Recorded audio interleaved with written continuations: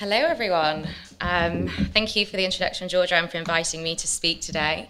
I'm going to attempt in the next 10 minutes to tackle this really, really big question around net zero. So yes, an introduction from me. My name is Abi Roberts. I do lead the Camden Climate Alliance. And the Climate Alliance is a not-for-profit organisation that was set up by the council in 2008. And again, comprises over 400 members across businesses, third sector, and schools. And all of these organisations collectively are driving change on sustainability.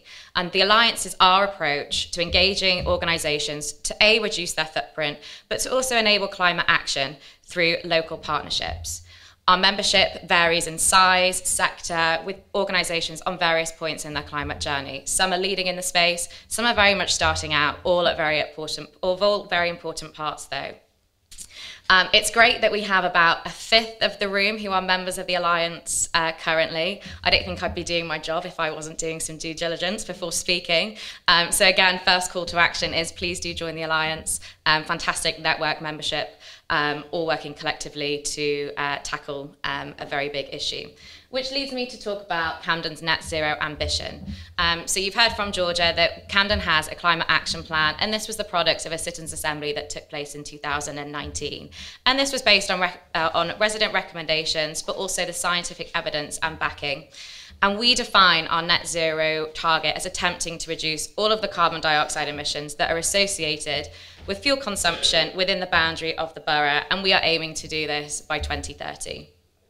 So this really focuses on our direct emissions, otherwise known as scope 1 and 2, so the gas, electricity, and transport fuels that are associated with emissions. Scope 3 tend to be a lot more tricky, and again, it's something that we are exploring as a council in terms of how we tackle that and how we can work with residents to identify those opportunities to reduce emissions that occur outside of the borough, but as a result of the activity that falls within the borough.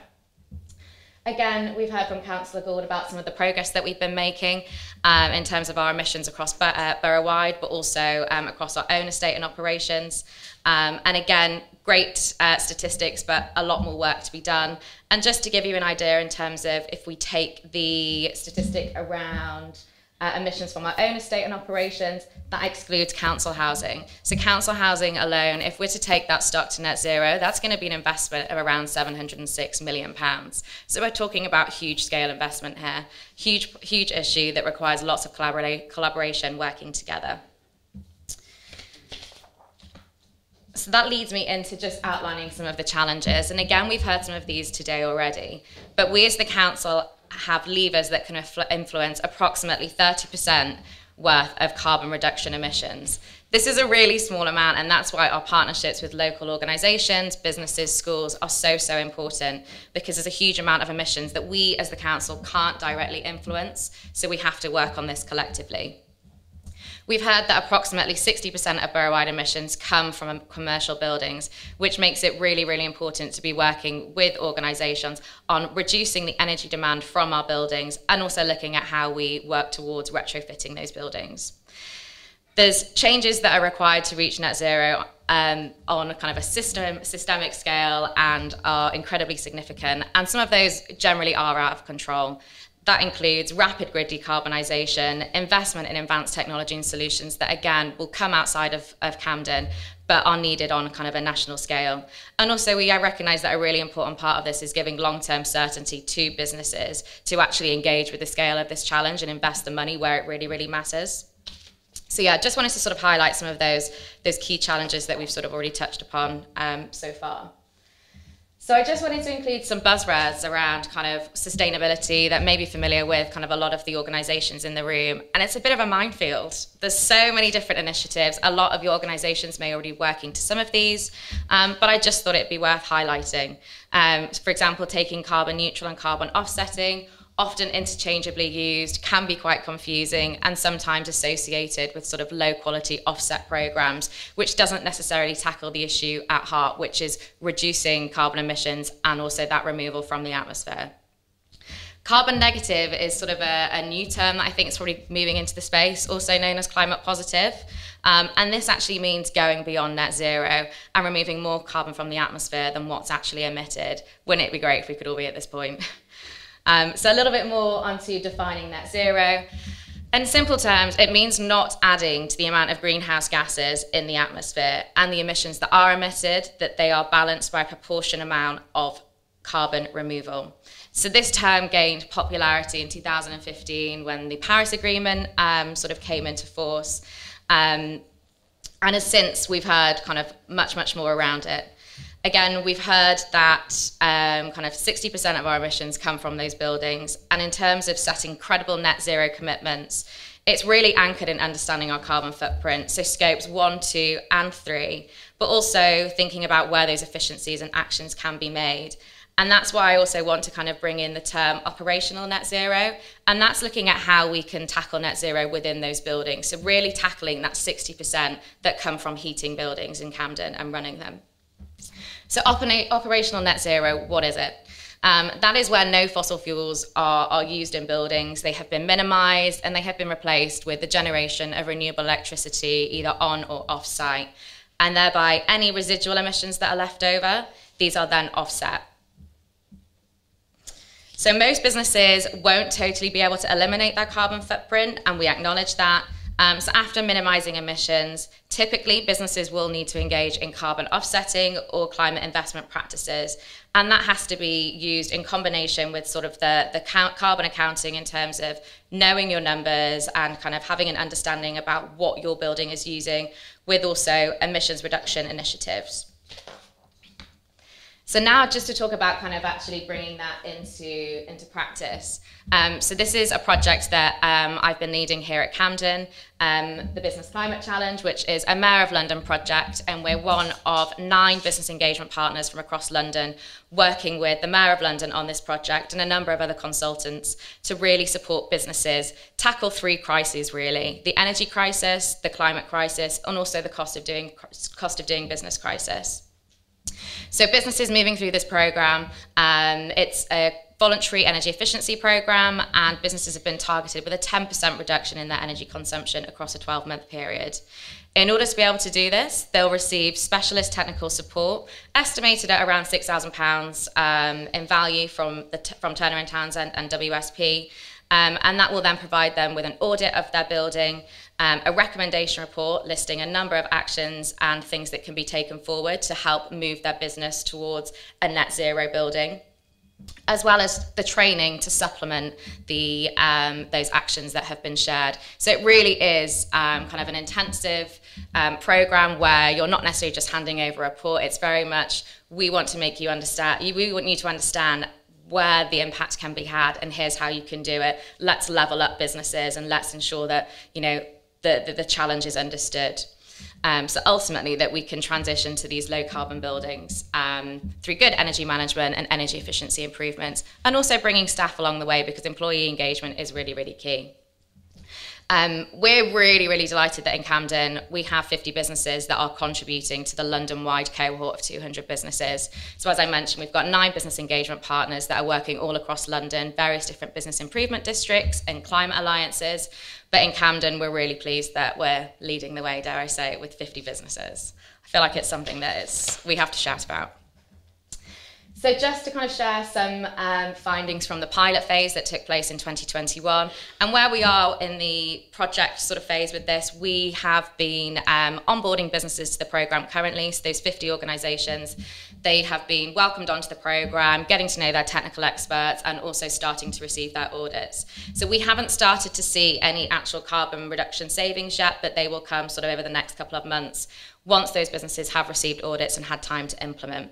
But just to reflect on some of the fantastic savings that came from the pilot phase.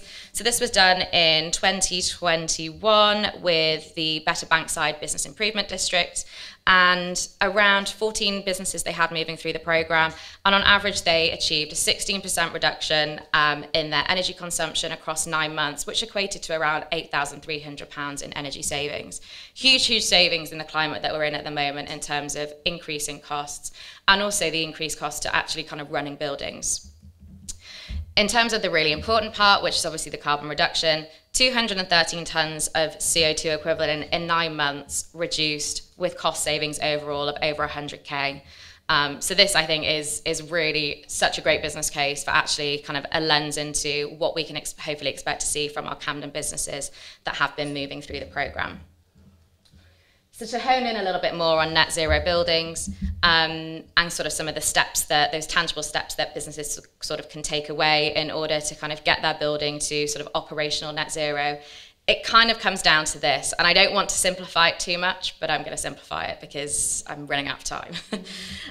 So the first really, really important thing is baselining your emissions and knowing your numbers. You can't measure what you don't monitor. So without kind of having any handle on what your building is using and how it's using it, you can never know how to actually implement the correct actions or those that are most effective that are really going to see those savings come down. Baselining in that respect then is very important, and something that the Business Climate Challenge has kind of shown all of us involved, and this is across London wide, is a lot of organisations actually don't even have access to kind of energy readings, energy data, don't necessarily know how to read an invoice. And what it's really, really highlighted is this levelling up that needs to take place across SMEs predominantly, because that's the focus of the programme.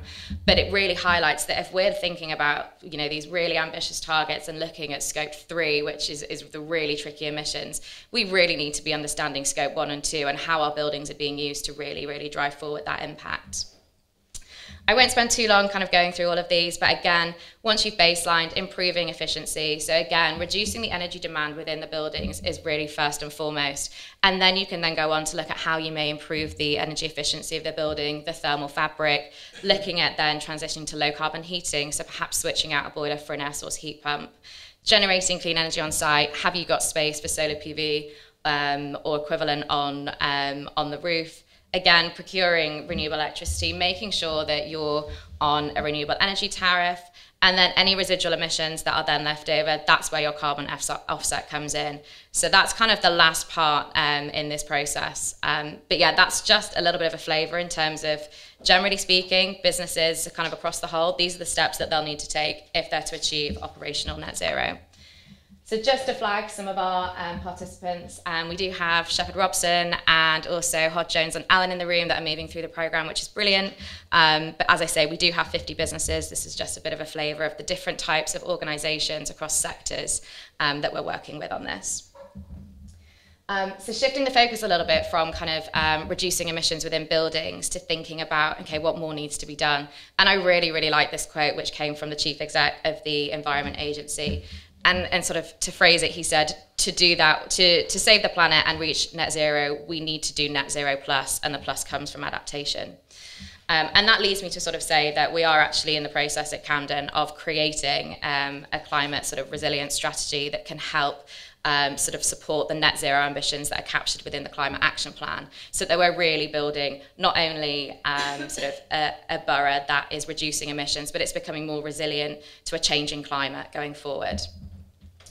So a little bit on that, greening the grey, and this has only really been possible with working with local businesses and partnerships to ensure that we can create a climate resilient borough.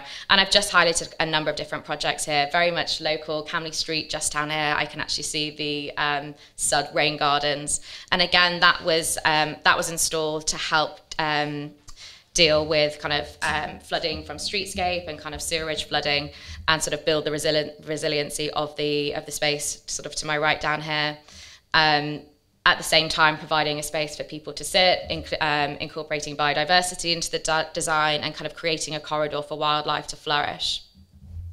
Again, the Camden High Line is a huge project that has received planning permission and is now looking for funding, connecting lots of different spaces across Camden, sort of an urban park in the sky, if you will, and again, creating a space that links some of the most deprived areas in Camden to high streets. So again, benefiting businesses through kind of adapting our borough and greening the spaces around us.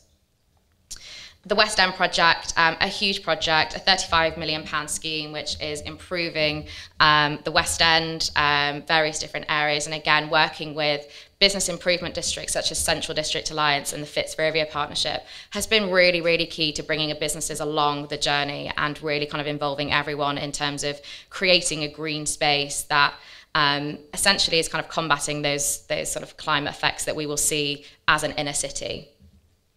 And again, just lastly, to kind of focus on our King's Cross estate. How can we not? It's a shame we've lost the sun. But I just wanted to flag, the King's Cross estate and sort of Argent, in terms of the space that has been transformed.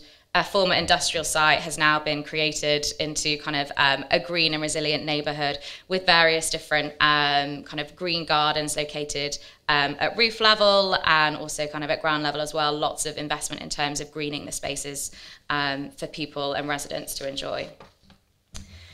That leads me on to, if I can get my slides to work. Net zero is a shared endeavour, and kind of I've mentioned sort of this working together and collaboration, and that essentially is going to be necessary if we're to kind of achieve anything. And that requires all corners of our communities working together and essentially delivering local climate projects. So there's lots that organisations can do within their organisations themselves, within those buildings, but working locally with key actors, with schools, with local environmental groups is really, really essential to really driving forward local impact. And this brings me on to this slide, which I love. I love the pictures because it gives a really, really nice flavour of the work that we've been doing with Think and Do. As Councillor Gould mentioned, they're a local environmental and social group, are very, very key within our schools network and supporting schools with local climate projects. But we've also been working with them on actually working more closely with businesses and how we link businesses with schools to enable those projects. I've listed a couple of different kind of connections here. Again, Troop by Waters, they donated funding to help with LED lighting upgrades to Walker House. And that essentially will then benefit residents from reduced energy costs, but also there's an educational element in that as well by working with residents to upgrade the space. We've heard that Coco have been a fantastic supporter in terms of helping us to do lots of tree planting across the state and both schools. One that I really love is that 3 Verulam buildings, are solicitors located in the borough, have been working with Ackland Burley School, and they donated over £1,000 to provide recycling bins internally across 80 classrooms in the school. And this actually led to the site manager having to get in touch with Camden to order 5 more large bins outside to cope with the waste removal that was happening. So really, really great to see these different types of stories. I do have another call to action. We are hosting a Green Dragon's Den event for primary school students towards the end of April, and we're looking for some green dragons and local businesses to help kind of share kind of funding to help these projects to bring these to life. And again, what I found working with the schools is that they really are kind of the future change makers, and they're so inspiring. Spending a day with students is just, it's a great way to kind of remind ourselves as to why we're doing all the work that we're doing. So if there's anyone interested in potentially hearing more about that event or supporting, please do find me in one of the breaks. Just to wrap up with some key takeaways, I think starting with understanding what net zero means, what it means for your organisation. Number 2, knowing your numbers, doing that diligence around kind of understanding how your building's operating, how your organisation is operating, and starting to baseline that so you've got something to work from and to. Again, make a commitment and then report on that regularly. That's the only way that you're going to hold yourself accountable, and also in terms of being transparent. And again, that's one of the reasons why we ask members to join the Alliance, is so that we can report on emissions reduction and we can reflect organisations in the borough. So reporting is really, really key. Good governance is essential. There's no point in this sitting with one person in an organisation. It really has to be embedded throughout, and it is, again, I use the word shared endeavour. Everyone should be working towards this in some way or form in the day job that they have. And again, just finishing on, net zero is a shared endeavour.